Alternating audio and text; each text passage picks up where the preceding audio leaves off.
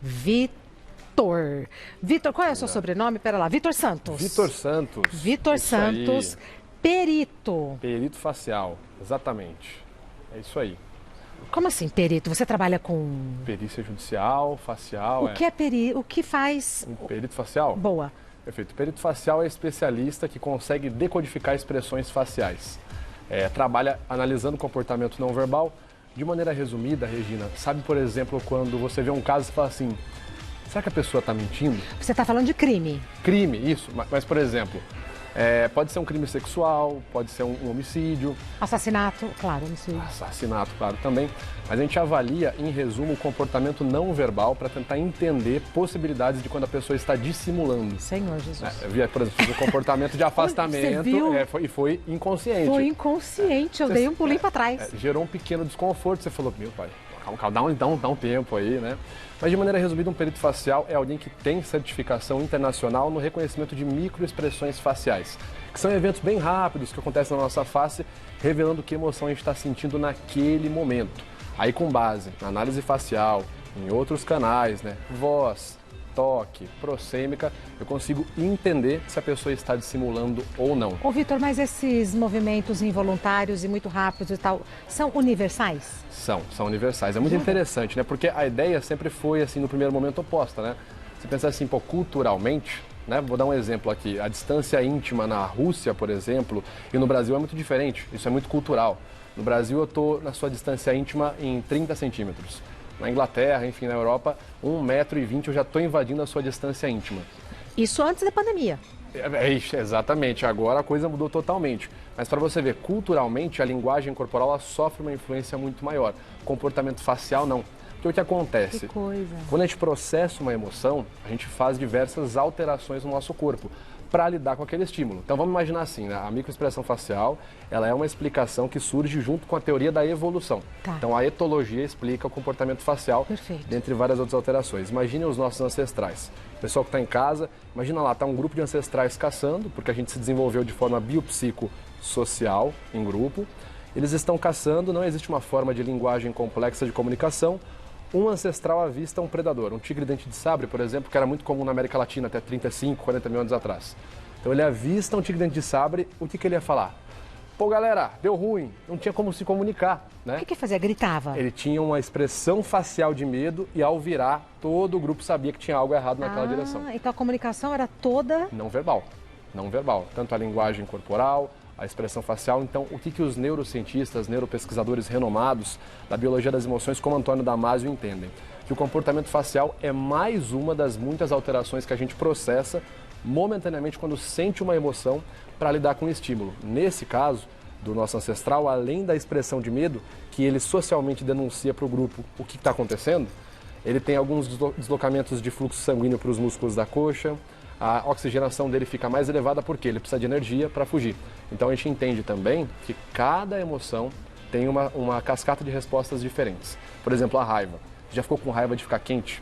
Sentiu o corpo quente de raiva, tremer as mãos? O que acontece? A raiva é uma emoção muito ativa e muito sedutora. Quando você está perto de uma pessoa irritada, você já deve ter percebido que você fica um pouco mais irritado também. O que acontece? A raiva ela é uma emoção associada ao enfrentamento. Por isso que a gente fala que não existe emoção negativa. Toda emoção ela precisa de um contexto para ser validada. Então, quando a gente fica com raiva, meu rosto está quente, eu estou com dificuldade cognitiva, não consigo racionalizar, visão de túnel, só vejo aqui o problema na minha frente, quero dar na cara da pessoa. Né? Mão trêmula, a voz começa a ficar aguda. Ah, você, o que você está fazendo? Por quê? Essas preparações que o nosso corpo faz é para lidar com esse estímulo. Né? Tá. Porque pensa assim, eu já vi muita gente falar assim, eu quero eliminar a raiva da minha vida. Mas não pode. Não tem como. Entendeu? Porque se você não tiver enfrentamento, tem situações que você precisa encarar. Exatamente. E é com a raiva que você consegue superar essas situações. O que a gente precisa é aprender a dosar, né? Exatamente. Ô, Vitor, então é o seguinte, dicas para quem está em casa. Perfeito. Né? Que a gente quer identificar no outro e na gente mesmo, porque autoconhecimento sempre é muito bom. Perfeito. Dicas do que? De avaliação da desonestidade? Vamos começar por aí? Vamos lá? Ó, o mentiroso tem uma coisa que ele faz muito que é o afastamento não verbal, que a gente fala, né? O afastamento verbal e o não verbal. O afastamento verbal é quando o mentiroso começa a dar a volta na história e nunca termina, né? A CBCA, que é um órgão chamado Criteria Based Content Analysis, utilizado para analisar e averiguar dissimulação em relatos de abuso sexual. Então, é utilizado para averiguar um relato genuíno. Sério o negócio. E um relato desonesto, um relato falso. O que eles entendem, né? Existe uma coisa chamada linha cronológica da história. Quando a pessoa dissimula, muitas vezes ela vai começar a mentir e criar aqui. Eu estou aqui conversando com você. E vai criando. Tipo, eu te traí. Eu sempre dou esse exemplo. Traição é um dos exemplos que a gente mais procura para avaliar desonestidade. Como eu sou investigador privado também, eu sempre recebo perguntas sobre traição. Então imagina o seguinte, o marido saiu, né, da faculdade, do trabalho, demorou e foi para casa. Vamos imaginar que a gente é uma mosquinha e a gente consegue ver o que ele fez. A gente vê que ele saiu da faculdade, do trabalho, foi para a casa da amante e aí foi para casa. Aí a esposa vai perguntar para ele. Como que você perguntaria, por exemplo, Regina? Por que você demorou? Olha, é que eu saí da faculdade, acabei pegando um caminho errado ali, me enrolei um pouco, mas enfim, agora eu tô aqui. Percebe que essa história ela tem uma semi-verdade, que de fato eu saí e de fato eu tô aqui. Isso chama-se mentira de omissão. O que é mais comum é o segundo caso que eu vou falar agora. Vai. Faz a pergunta de novo. Por que você demorou hoje? Então... Já tô ficando nervosa. Então, Rê, é assim... Eu saí da faculdade hoje, mesmo horário de sempre. Sabe o Pedro? Pedro da minha sala de química, um rapaz que faz perícia criminal, gente boa, me chamou para tomar uma cerveja. Eu nunca vou. E você percebe que a história ela vai dando uma volta e cada vez entra mais detalhe e mais detalhe, por quê? O mentiroso ele não fala objetivamente. Olha, eu não fui porque eu fui no Pedro. Ele não consegue ser objetivo, por quê? Na cabeça do mentiroso, muitas vezes, quanto mais detalhe ele colocar, mais você compra a história. Né? Tipo, eu vou falar o Pedro... O que não deixa de ter uma certa... Faz um pouco de sentido. Faz. É por isso que a gente sempre fala que não se analisa por um único critério. A mentira, você nunca fala... o cara... Por exemplo, aquele mito que todo mundo fala, desviar o olhar. Isso é um baita de um mito. Inclusive, ocorre justamente o contrário. O mentiroso tende a olhar 30% mais. Para te manter, eu tenho essa impressão, que quem mente fixa para te manter ali no domínio do olhar. É isso. Sabe, porque tem uma outra coisa aqui. Eu estou inventando a história para você. Não, então, Rê, eu fui para lá, eu fui para cá. Pedro, aí você aqui... opa, ela balançou a cabeça, legal, ela está acreditando na minha, beleza. Então, o mentiroso ele precisa desse feedback em tempo real para saber se ele vai mais para lá ou mais para cá na história. Né? Então não pode perder nenhum detalhe da vítima. Não, exatamente. E o mentiroso tem essa situação, às vezes ele cria muito em tempo real e uma forma que a gente fala assim de você dar nó para o mentiroso se enforcar é você fazer perguntas abertas intercaladas com perguntas fechadas. Vamos então, por lá, exemplo, nesse caso da traição, o marido saiu do ponto A, você sabe qual é o ponto A, chegou no ponto B, de repente tua casa, enfim, você sabe que ele atrasou. Ao invés de perguntar por que você demorou tanto, ou por que você atrasou, ou onde você estava, define melhor a pergunta. Ô, Zequinha, você saiu da faculdade e veio pra cá, correto? Correto, meu amor. Você demorou meia hora a mais entre a faculdade e aqui em casa, onde você estava? Quando você já enquadra. Exatamente, porque aí você delimita. Né? Já estou sabendo que você fez alguma coisa. Exatamente. E quando você vai dando corda, o mentiroso vai criando dados. Traquinas, até Traquinas suou, que eu vi daqui. O Traquina desmelinguiu. Eu não vou nem analisar, não quero gerar problema na casa. Não, tá todo mundo de máscara. Todo mundo de máscara. Não, mas dá para analisar a linguagem corporal daí. Então, mas com máscara... Bom, então vai, você já dá uma enquadrada. O que você fez nesse meio tempo? Fez essa pergunta. O mentiroso, ele pode, se ele tiver com a mentira já feita na cabeça, obviamente é muito mais fácil para ele. A gente fala que quando a pessoa repete várias vezes na cabeça, eu estive na casa do Pedro, ele cria uma conexão neural, certo? Então ele vai criar conexões dessa informação. Então ele mente com convicção. Até certo ponto. Porque, vou te fazer dar um exemplo. Se você perguntar para mim, se eu falar para você, eu tenho uma Ferrari, eu não tenho uma Ferrari ainda, mas eu posso falar assim, eu tenho uma Ferrari. Eu tenho uma Ferrari, tenho uma Ferrari, eu vou deixar isso na minha cabeça várias vezes. Você vai me perguntar, Vitor, você tem uma Ferrari? Eu tenho uma Ferrari. Não vou demonstrar um sinal de incongruência. Mas se você começar... Que cor? Exato. Como que é o couro? Qual o perfume? Onde que você comprou? Sabe por quê? O mentiroso, ele ramifica uma linha de informação, mas ele não ramifica linhas paralelas. Então é aí que o cara começa... Tá. Com a máscara, já que a gente trouxe esse assunto, ficou mais difícil de identificar? O comportamento facial, é até interessante você perguntar da máscara, Regina. O que acontece? As pesquisas mostram, e isso pegando alguns modelos, quem deve estar vendo aí conhece o modelo de Penfield dos homúnculos, a nossa representação somatosensorial na face ela é maior na face superior do que na face inferior. O que significa? Eu tenho menos consciência deliberada do que a minha metade do rosto para cima está fazendo. O terço superior. O terço Olhos, superior. testa e tal. A boca é muito mais fácil, né? Por exemplo, a gente está com raiva ali, a primeira coisa que a gente faz. Não posso falar o que eu quero. Pressiona a boca. Nessa hora a máscara ajuda tanto. Uma maravilha, né? Tô gostando desse Podia ser seletiva, aspecto, né? Você ficou com raiva, aperta. Com a máscara. Agora, a face superior entrega muito.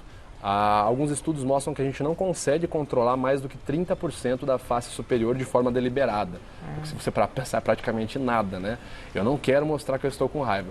Você vai exibir uma contração labelar, sua pálpebra vai ficar saltada ou seus olhos vão ficar apertados. Já experimentou aquela sensação assim, você está num lugar, você conhece duas pessoas que não se gostam, aí você olha para uma e para outra, é uma situação social e você consegue ver na cara dos dois o ódio, mas ninguém está falando nada, né? Mas tá na cara. Tá na cara. É. E a gente também expressa amor? Amor, não existe a codificação facial ou não verbal do amor. Até porque o sentimento do amor ele é compreendido mais no contexto, né? Um contexto onde a pessoa tem uma proxêmica muito menor, eu quero toda hora ficar junto da pessoa. Mas existe a expressão de felicidade genuína que pode aparecer no amor ou não. Você sabe qual é a principal diferença entre, por exemplo, um sorriso de felicidade genuína e um sorriso falso, vamos dizer, a gente fala de felicidade posada. Não. Pés de galinha. Existe uma frase que é assim, quando a gente sorri de felicidade, a gente sorri com os olhos. Ri com tudo. Não é aquele sorrisão amarelo, tipo, que legal. Que legal. Aqui, né? Então, o extremo oposto é quando eu vejo um casal e eles estão felizes, a tendência é que naquele momento a musculatura orbicular dos olhos se contraia.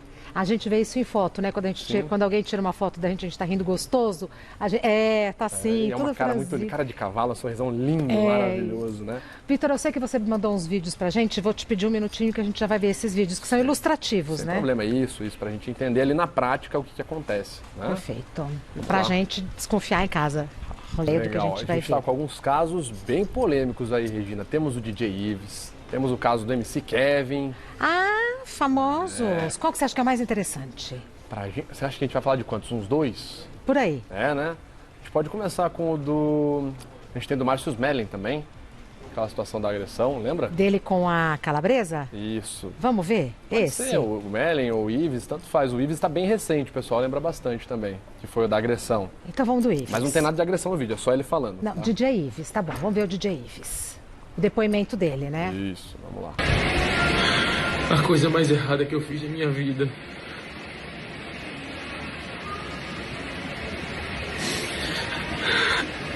foi a atitude que eu tomei. Eu poderia ter feito diferente, mas devido aos acontecimentos eu não fiz. Ajuda eu pedi a todo mundo que eu pude e ninguém pôde me ajudar.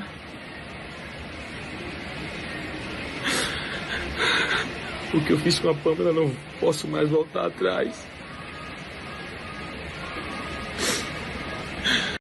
Esse choro é de verdade? Então, vamos por partes. Vamos por partes. Primeiro, a gente consegue observar um comportamento macrofacial. O que significa? Um comportamento muito longo, ele fica muito tempo com aquela expressão na face. Então ele fica aqui, eu tô não sei o que, e não sei o que lá. E ele tá toda hora com a face assim. O que a gente entende? Congelada. Perfeito. Quando a gente tem a face congelada, alguns estudos e artigos, como por exemplo Crocodile Tears, que fala sobre choro falso, né, em teoria, a expressão facial, quando ela é muito duradoura, muitas vezes ela é manipulada, né? Mas não é só isso, você percebeu a quebra, se quiser pode até voltar daqui a pouquinho, pessoal, mas perceba a quebra no comportamento da cabeça, ele quebra o fluxo do movimento de cabeça e a quebra na expressão facial, então ele está aqui. Ai, que não sei o que não sei o que lá, isso que eu fiz com a Pamela. Ai, não sei o que. Quando ele vai falar da Pamela, a gente vê raiva. Ah, é mesmo? Aí, ó, agora, já voltou. Peraí. Já volta pro choro. Raiva, aí ele sai da tristeza, vai pra raiva. O que eu fiz com a Raiva Pamela não posso... e já volta pra tristeza. É evidente. É evidente depois que você explica, né? Depois você explica, É evidente que ele... Agora eu tô olhando com uma tela desse tamanho. Ele tá aqui na tristeza, isso que eu fiz com a Pamela. A Pamela. Ai, não sei o que lá. Ali a gente tem uma quebra, onde ele tá tentando sustentar que tá triste, mas na verdade a hora que fala da Pamela... Dá raiva. Então assim, não dá pra concluir se tem razão, se não tem razão, nada disso. Dá pra concluir se ele está falando a verdade ou não. A gente consegue concluir qual é o comportamento emocional majoritário. Porque assim, verdade e mentira, você entende no contexto. Por exemplo, vamos pegar essa situação. Ele está fazendo uma expressão aparentemente de choro, posada. O comportamento verbal dele, em momento algum ele fala, eu me arrependo pelo que eu fiz com a Pamela. Ele fala sempre assim, minha carreira, quem acreditou em mim, foi a pior coisa que eu fiz. Pior coisa que eu fiz. E quando ele fala da Pamela, em teoria ele está se apresentando como arrependido, a gente não vê tristeza, a gente vê raiva. Então assim, contextualmente, eu te bato e eu vou te pedir desculpa, eu falo assim, Desculpa, Regina. Com raiva, contextualmente isso parece verdade ou mentira? Mentira. Então é a análise sempre do contexto. A gente pega o contexto e comparativamente eu falo, olha, é por isso que eu falo, não existe sinal da mentira, existe análise contextual. Então, a gente vê um comportamento que não aparenta ser coerente com o que ele está falando. E é até interessante você ver que ele demora, ele fica tanto tempo para lembrar a palavra que a face congela e ele não está falando mais nada. Ele fica aqui, e eu, pensando o que eu vou falar, deixa eu ver qual é o melhor discurso. Poderia ser um texto que ele ensaiou e ele tinha que falar com aquelas palavras direitinho. Pode estar muito associado, Porque sim. quando a gente está na emoção, a gente até esquece a palavra, mas a gente assume que esqueceu. Ah, esqueci a palavra. Sim. Existe muito uma fluidez quando a gente está verbalizando. Perfeito, Vitor. E tem um ponto interessante também, Regina, o afastamento corporal e o avanço corporal. Por exemplo, eu sei que você está gostando do papo porque você acabou de se aproximar quando a gente começou a falar dele. Você está achando interessante, ou seja, você está convicta nessa conversa. Ele fica o tempo todo aqui, ai, que não sei o que, não sei o que lá, não sei o que lá, não sei o que lá, afastando o corpo da ideia que ele está passando para a gente agora. E é geralmente o contrário. Se eu acredito, eu estou aqui, meu corpo já foi automaticamente para frente. Exatamente. Eu fui falar, eu estou aqui, o corpo já foi. Porque é verdade, eu estou aqui mesmo. Então, isso numa conversa com o filho, com uma amiga, com um amigo, com o marido, com o chefe e tal, você é um mapa. Você consegue entender muito o comportamento emocional. Você consegue entender o que a pessoa não está falando, mas está querendo te dizer. Exatamente. E muitas vezes a pessoa não fala por inúmeros motivos, né? A gente fala assim, olha, eu consigo ver medo. Mas é o medo porque está mentindo, é o medo, motivação, análise psicológica. Nós temos aí várias abordagens, a psicanálise, terapia cognitivo-comportamental, que tentam entender apenas a mente. Minha análise ela é momentânea. Você fez raiva. Por exemplo, tem pessoa que não fala o medo da vergonha. A pessoa foi abusada e simplesmente ela não quer comentar algo. E você identifica isso? A gente consegue identificar, por exemplo, comportamento de culpa, tá? Mas olha que interessante. Eu posso analisar, como já analisei casos, a maioria dos casos que eu trabalhei foi abuso sexual infantil, suspeita de abuso sexual infantil. Ai, pesado, hein, Vitor? É horrível. Minha filha nasceu tem 2 meses, vai fazer 2 meses amanhã e agora eu não peguei mais nenhum caso. Agora não Depois tem que a gente tem filho, tem umas coisas que a gente não dá conta mais de fazer. Como que é aquela frase? É em casa de ferreiro... Espeta de pau. Isso agora eu falei, não, agora não dou mais conta. E a maioria das crianças muitas vezes mostra culpa e vergonha. E aí você fala assim, olha, tá assumindo. Mas tem caso que a gente consegue, pela análise de evidência também, ver que é mentira que a criança está mentindo. Ela tá com culpa e vergonha de envergonhar a mãe e não conseguir mentir direito. Existem alguns casos assim. Meu Deus do céu. E existe, claro, que o extremo contrário, quando de fato é uma culpa e vergonha. Por isso que eu falo, análise de linguagem corporal e gente que está assistindo, ela é contexto e não é leitura de mente. Não existe isso. Eu vou analisar, eu sei se você está gostando de mim, porque não, eu sei que você fez raiva. E no contexto eu vou tentar entender. Neste momento. Tem a flor de lis? Tem, a flor de lis é muito bom. A flor de lis é muito bom, vamos lá. É muito bom por quê? Porque assim, ela tá falando... te peguei. Você viu que você quebrou minha linha de base. Eu tava aqui, blá, blá, blá, blá, blá, desmontei, né? Mas inclusive sabia que homem tem uma dificuldade muito maior de sustentar a linha de base do que mulher. Por exemplo, mulher fica no salto, no carão, na roupa, e o homem malemar põe um terno e fica assim... engessado. Engessado. A flor de lis, ela tá indo dizer que estou aqui triste pela morte do meu marido. Se for o comecinho da entrevista, essa parte é sensacional. É a cereja do bolo. Veja o arrependimento não, o desespero de alguém que acabou de perder o marido. Vamos dar uma olhada. Está se sentindo hoje, quase 2 semanas depois da morte do seu marido? Dizem que o tempo melhora esse tipo de situação, mas não está sendo esse o meu caso. Cada dia que passa é que a ficha vai caindo, né? Os primeiros dias a gente acha assim, foi um pesadelo, esse pesadelo vai passar. Ainda existe essa coisa, né?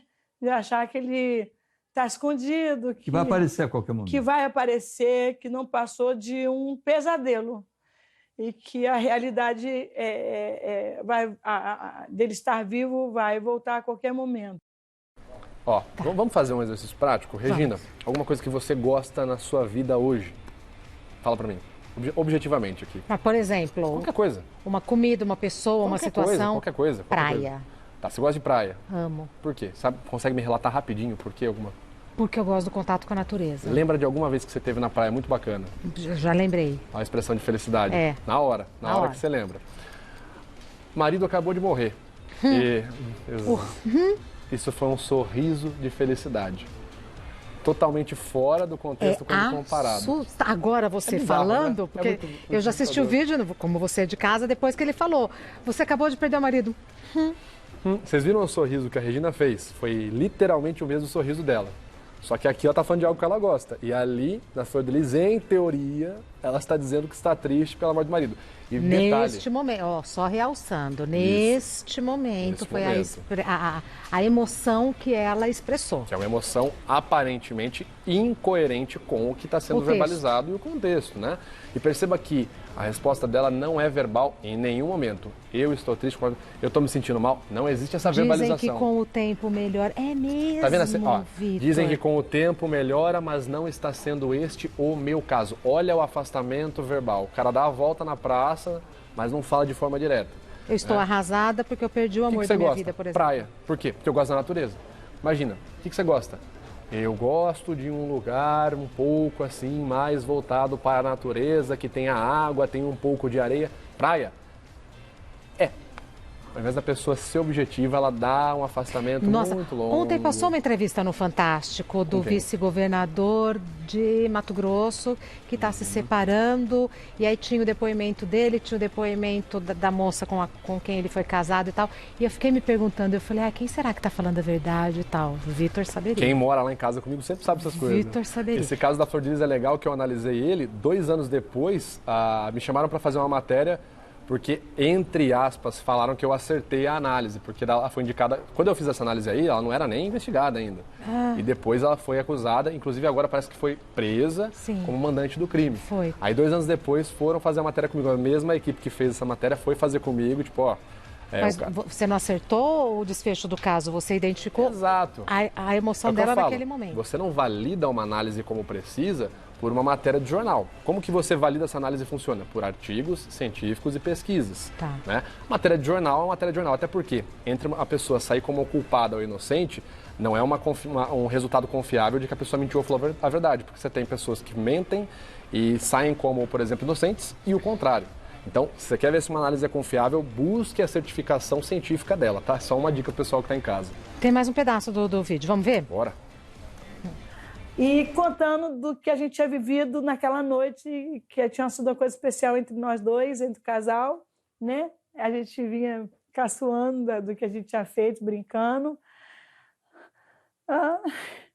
Atravessamos a ponte. A gente estava muito feliz. Pegamos a Rua do Valão. A rua estava muito deserta. Como eu já tinha sido, nós já fomos assaltados, né? Aí parou assim, passou na minha frente, do lado que eu estava, uma moto com 2 caras de casaco e com capô, que não dava para ver o rosto. O da traseira estava segurando e a outra mão estava solta, mas não estavam armados. E nós seguimos. Aqui tem uma coisa muito interessante. Mas chegou uma hora que ela chora. Sim, mas é que tá, o choro é uma resposta psicofisiológica. Já chorou de ansiedade? Tá muito nervosa? Não tá triste de chorar? Tem gente que chora de raiva. Já chorou de felicidade? Já. Você não tá triste. Porque o que acontece? A lágrima, como qualquer... risada. Já riu de nervoso? Já. A risada, a lágrima, ela passa como uma resposta psicofisiológica. O que acontece? Quando eu tô com muita emoção, e aí pode ser qualquer uma, raiva, medo, tristeza, vergonha, enfim, o meu corpo precisa balancear, por conta do princípio da homeostase. Eu posso chorar, por exemplo, de ansiedade, de medo, mas não que eu estou triste de fato, né? Aqui, de fato, ela chora, mas vamos lembrar um pouco do contexto. A gente está falando de uma pessoa que, e aí não é um preconceito em si, é um pré-conceito, a gente tem uma noção conceitual. Semanalmente, ela tem ali episódios em cultos religiosos, onde ela acaba demonstrando lágrimas. Isso se você procurar os cultos dela, são episódios recorrentes. Que acabam com muita emoção e ela... E a gente entende que o estado fisiológico do corpo, em teoria, está acostumado com o choro. E aí você começa a observar o quê? Como que foi o caminho de casa? Então, a gente estava indo na ponte do balão. E aí, é até interessante que a rua estava deserta. E aí... É o que você fala que dá a volta? Nunca explica de forma direta. A volta. Nunca explica de forma direta. A Rua do Balão. E aí você percebe uma assimetria enorme na narrativa, por exemplo, quando é o tiro. Porque, eu tenho detalhes gigantescos no pré, eu tenho detalhes gigantescos na pós, mas no momento do tiro, não lembro, acho que foi uns 6 tiros. Ela lembra do moço da moto, que estava Lembra com que uma era mão dois, aqui, outra mão... lembra da posição da mão, mas e os tiros? Ah, não sei, eu não ouvi. Pode acontecer, é sempre bom falar, pode acontecer a pessoa passar por um estado de nervoso muito grande e de fato ela tem um bloqueio ali por conta da amígdala, que está processando muitas emoções, Eu a já amígdala tive cerebral. isso. Eu também já tive. Não lembro o que aconteceu. Eu já fiquei nervoso de ter assim crise de pânico, a pessoa na minha frente eu não lembro quem era. Eu não sei que, fulano falou com você aqui, ó, na minha frente. Eu não lembrava quem que era. Pode acontecer. Vitor, e por que nesse caso específico, então, pode não ser isso que você está falando? Por que você acha que nesse caso pode estar mais associado a uma incoerência? Porque nós pegamos o contexto num todo. Eu pego o pacote todo. Tem aquele sorriso de felicidade na hora que fala da morte, uma afirmação não verbal indireta, tem um erro de incoerência lógica. Por que incoerência lógica? Ela fala, não sei, não lembro, ouvi mais ou menos 6 disparos. E a autópsia registra 30 perfurações. Então, é uma incoerência lógica. Né? E aí sim, fazendo uma avaliação. Se ela dissesse muitos disparos, seria mais coerente. Mas aí você começa a observar o caso num todo. Porque antes dessa entrevista, o filho dela, que tinha sido preso, ele vai lá e fala que ele deu só 6 disparos. Aí você começa a ver que tá um negócio aparentemente casado, parece ser uma história casada, sabe? Por isso que eu falo, a análise de linguagem corporal é combinadinho. Você tem que ver sempre o todo, tem que ver o que combina. Eu tenho uma expressão incongruente aqui. Quantos meses tem sua filha? 2? 2 meses. Você vai pôr tudo isso em prática quando ela entrar na adolescência, Vitor? Ai, Tão Jesus gostoso. Cristo, mas pior que eu já analiso ela, sabia?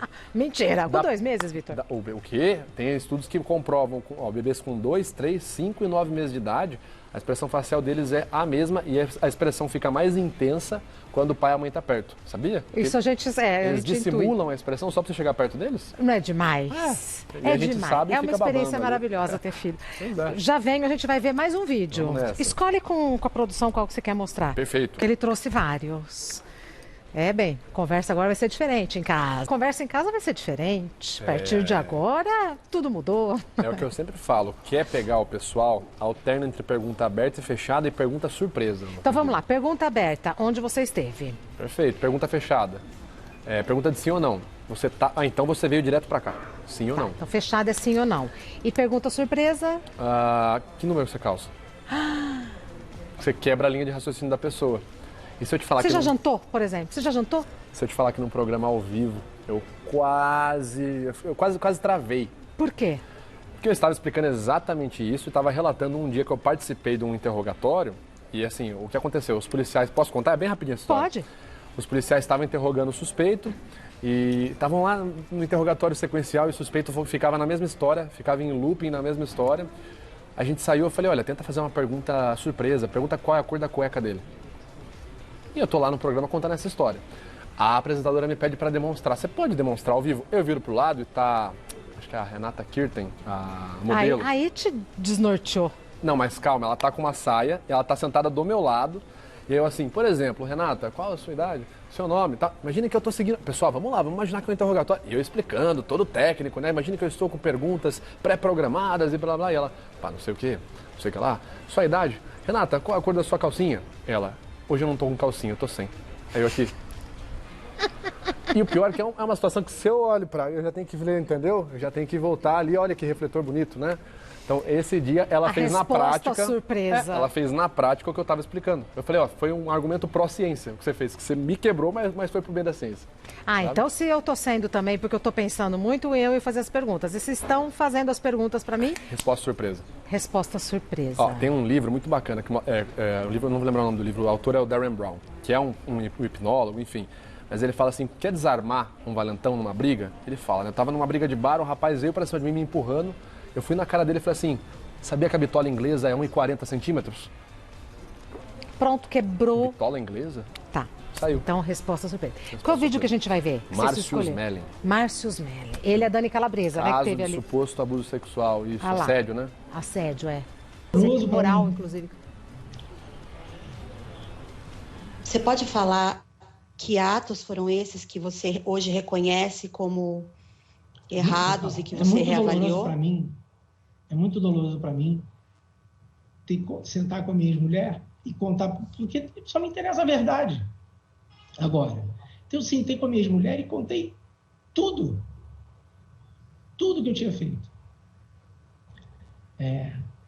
Tudo que poderia Ah lá, ele pediu uma pausa, fala. Vamos lá. É interessante ver algumas coisas, né? A pergunta é objetiva, porque ele vem de uma narrativa, né? Para quem não se lembra desse caso, ele está sendo acusado de supostamente ter assediado sexualmente a Dani Calabresa. Então ele vem de uma narrativa assim, olha, eu estou muito arrependido, tive alguns comportamentos, algumas atitudes e realmente percebi que fui imaturo, blá blá blá. Quais foram esses comportamentos? Ó, pergunta fechada. Pergunta Quais foram esses comportamentos? Delimitou. O que aconteceu? Você passou a mão? Qual foi? Ele vai lá e fala, vou falar. Ela, então, não, vou falar. Então a gente tem a primeira repetição.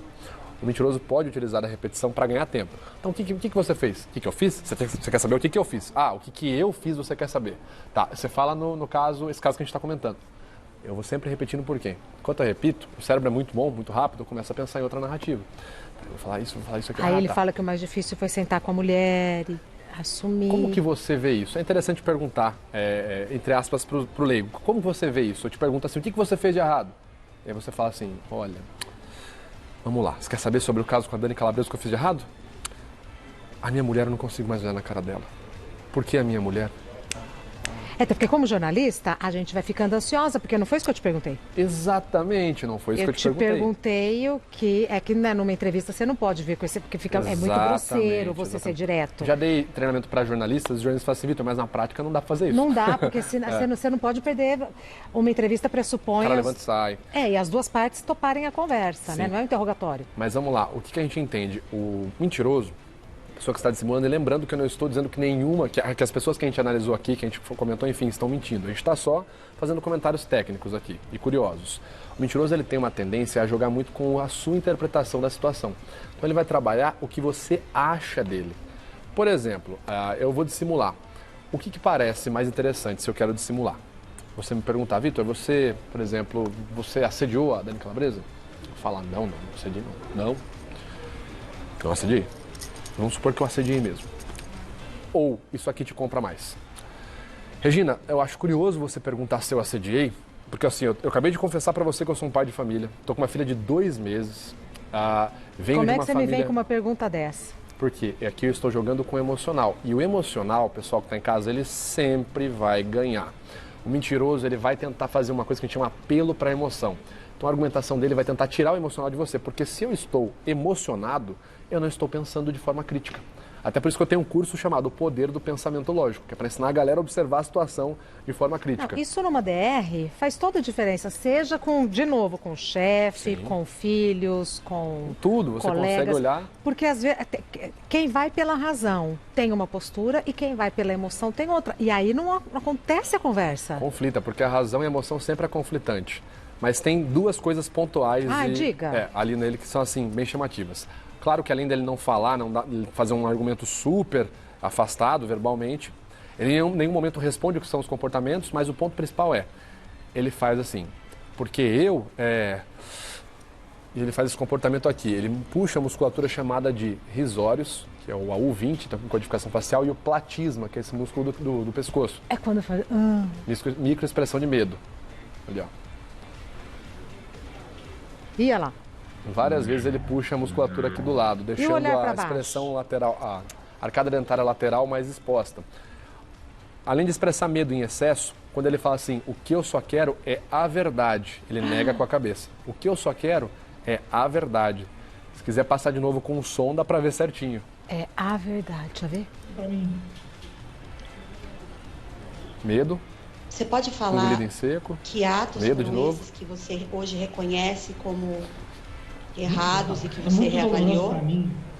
É muito doloroso para mim. Medo de novo. Ter que sentar com a minha mulher e contar, porque só me interessa a verdade. Agora, então, sim, só me interessa a verdade. Tudo. Eu tô falando que eu quero a verdade, mas é o Chaves, né? Sim. Não. Eu estou falando que eu quero a verdade, mas eu estou negando com a cabeça. E aí que tá. A negação de cabeça, ela é um comportamento incoerente. Quando a gente observa ela em conjunto com outros sinais. Aqui a gente tem medo, engolida em seco, micronegação de cabeça, e aí sim a negação de cabeça entra como um sinal incoerente. Por quê? Existe o contrário, quando eu quero enfatizar algo e eu tensiono a musculatura do pescoço fazendo esse movimento. Por exemplo, Vitor, você gosta de... Deixa eu pensar algo que eu gosto muito. Bebida mojito.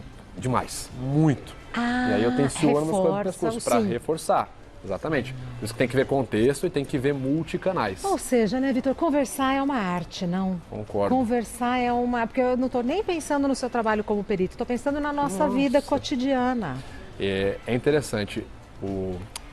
Teve um psicólogo que fez um estudo com casais durante 5 anos. Ele percebeu o seguinte, os casais que falavam menos tinham uma tendência maior a expressar facialmente desprezo, essa expressão unilateral aqui, né, no canto dos lábios, e nojo, que é a expressão com o pessoal chama de bigodinho chinês. Desprezo e nojo. Os que conversam menos. Os que conversam menos. E, consequentemente, por reforçar o desprezo e o nojo, eles acabavam desprezando e inferiorizando o parceiro e terminavam em até 5 anos o casamento. Viu?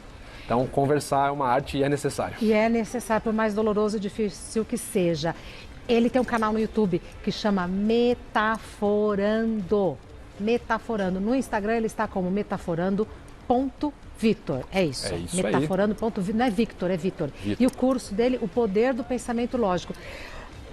Que falta que faz um pensamento lógico. Eu, apesar de ser do signo de peixes, eu acho que eu tenho um pensamento super lógico e é muito difícil me relacionar. Peixes vai bem pelo emocional, né? Pelo que a galera fala. Mas eu tenho um pensamento super lógico. Então, às vezes, a leitura que fazem é muito objetiva, muito seca, muito direta. Insensível. Insensível. Sim, não tudo é? isso. Então, O Poder do Pensamento Lógico é o curso do Vitor e no Instagram ele está como metaforando.vitor.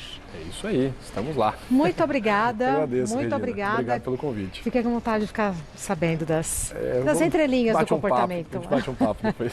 Meu querido, muito obrigada. Saúde para sua filha. Como que ela chama? Laura. Laura. Laurinha. Saúde para Laurinha e felicidades obrigado. para vocês, viu? Obrigado demais, É a Regina. maior aventura da vida ter filhos. É muito bom. E é um sinal de otimismo, né? Quando a gente tem filhos, eu acho que a gente está assinando uma declaração de eu acredito, E de né? empatia, né? E de empatia e tal. Muito legal. Obrigado. E você vai ter material de pesquisa dentro da sua casa. Se Deus quiser.